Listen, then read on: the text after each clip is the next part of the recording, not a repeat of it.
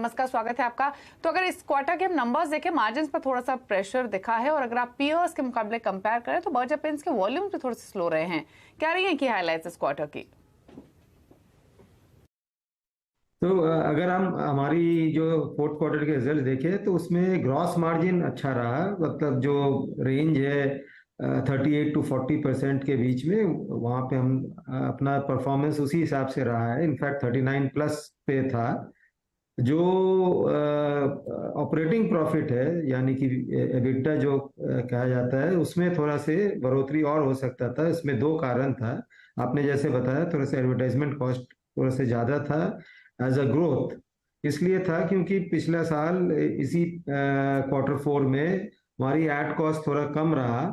हमने उसको उसके हिसाब से इस साल जो है क्वार्टर फोर में नॉर्मलाइज एडवर्टाइजमेंट स्पेंडिंग का तो थोड़ा ज्यादा स्पेंड हो गया है परसेंटेज के हिसाब से देखें तो जो हमारा ओवरहेड्स था वो थोड़ा बढ़ गया था, क्योंकि दो वन ऑफ एक्सपेंसेस था। एक सांडीला फैक्ट्री जो शुरुआत हुआ है फरवरी से, तो उसमें कुछ एक्सपेंसेस आ गया था।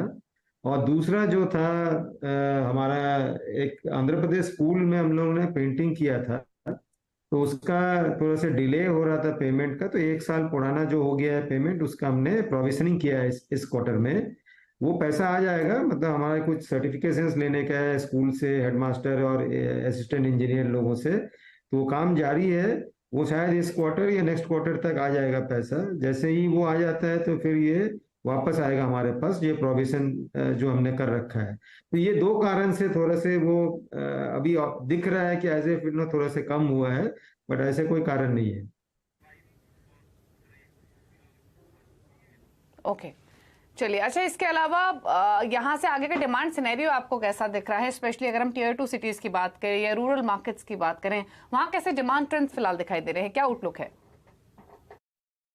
तो वॉल्यूम ग्रोथ काफी अच्छा रहा, very strong volume growth. In fact industry का हाईएस्ट ग्रोथ रहा है हमारा, both in the quarter four and also if you look at it सारे साल का अगर देखें तो काफी सारा उसमें इनफैक्ट मार्केट शेयर गेन भी हुआ थोड़ा। तो वो वॉल्यूम ग्रोथ जो आया है वो प्राइमरीली 14.5% के करीबन था।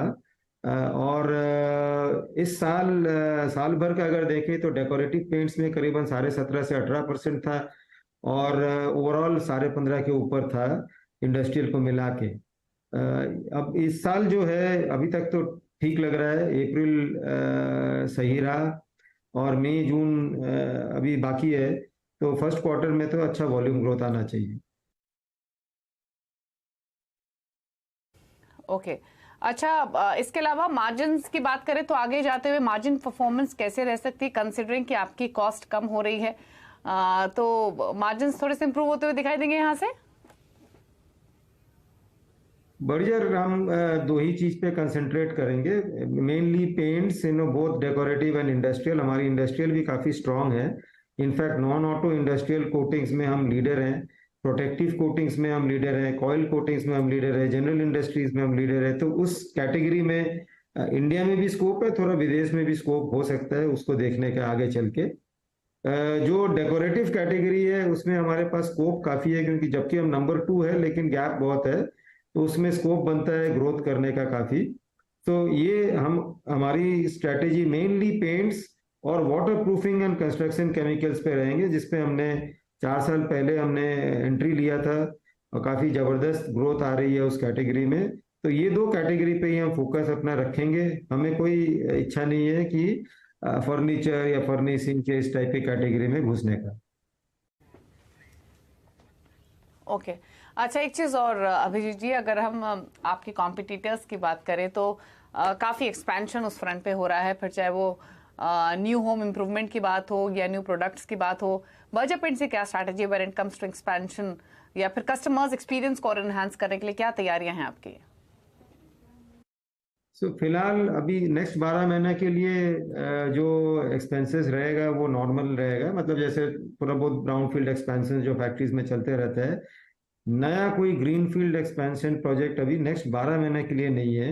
उसके बाद आगे चल के नेक्स्ट जो पीरियड आएगा, नेक्स्ट 12 to 18 मंथ्स, उसमें पानागर में हमने लैंड ले रखा है, उस पे हमारी फैक्ट्री बनेगी। सो दैट फैक्ट्री वो आ जाएगा आपका 2025 मार्च से लेके जून तक हमारी खत्म हो जाएगी कंस्ट्रक्शन वहाँ पे।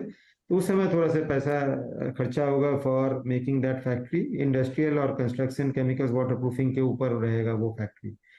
तो ये काम होगा, लेकिन नेक्स्ट 12 महीना अभी कोई स्पेंडिंग नहीं है। ओके, चलिए शुक्रिया अभिजीत जी आने के लिए शो में और अपने व्यूज देने के लिए अर्निंग्स पर। आपको गुड लक आने वाले क्वार्टर्स के लिए। तो ये